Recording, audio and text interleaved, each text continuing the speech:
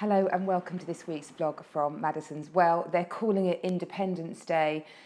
This weekend, many shops will be reopening their doors. Of course, they've been allowed to for a little while now, but many are taking the stance this weekend that they will be opening. And of course, those bars, restaurants and pubs opening as well. It's a time to really support your local businesses now.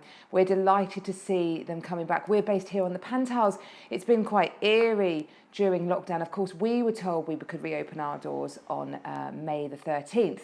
So we've been back for a while, but it's been ever so quiet down here. And it's lovely to see people returning. We were so delighted to see our good friends, Dan Hatton and his crew down at Hatton's with all their tables and chairs out. It makes our hearts sing. Hoopers, we love your window display. We've missed you too.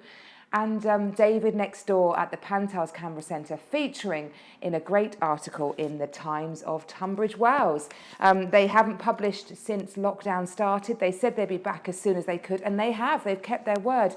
They've got a great article. Richard Moore, their fabulous editor, has written the lead spread on the front page and really rallying the town to get behind the reopening of many doors this weekend.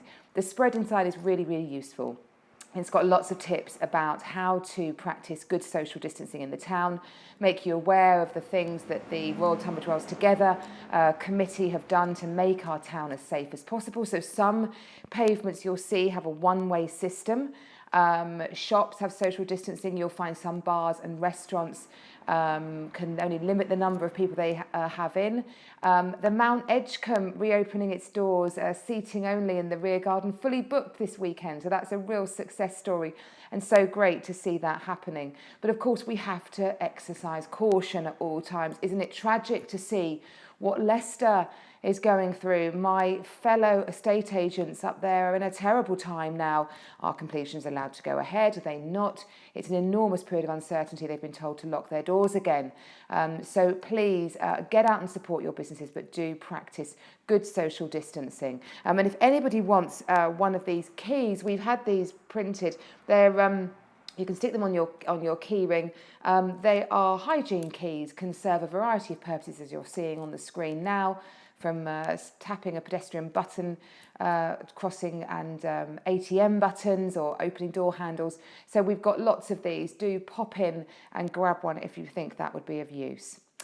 Well, what's going on in the wider property market? Well, the Yomdale Sentiment Tracker, I talk about it a lot because it really has its finger on the pulse of the market, saying that the market has gone from a rapid boil to a fast simmer. So cooling off a little bit. Inquiry levels still at 60% against pre-COVID-19 averages, so still way up on inquiry levels. Withdrawals reducing, so people who've decided not to sell their property and taking it off the market greatly reducing, and I can certainly vouch for that. More confidence in my sellers, and less fall throughs as well. So it seems that those deals that are there seem to be holding tight. So yeah, great news for the property market and great news for all those shops and restaurants. And a great property that I have got coming to market this week. I love this house. It's a gorgeous 3-bedroom Victorian semi-detached on Stratford Street. Now Stratford Street is right down the heart of the town, TN1 postcode, just off Camden Road, sorry, and also in the favoured St James area. The house is beautifully presented, and it's what's unusual about this one, quality of presentation, but off-street parking to the front and a much larger average garden. Sorry, I'm really tongue-tied this morning. Average garden to the rear and a great home office working studio. Guide price $500,000. If you think that's of interest, do give us a call. Well, enjoy the weekend. We look forward to seeing you out there, but stay safe, stay alert, and do take care. And I'll look forward to seeing you next week. Bye-bye.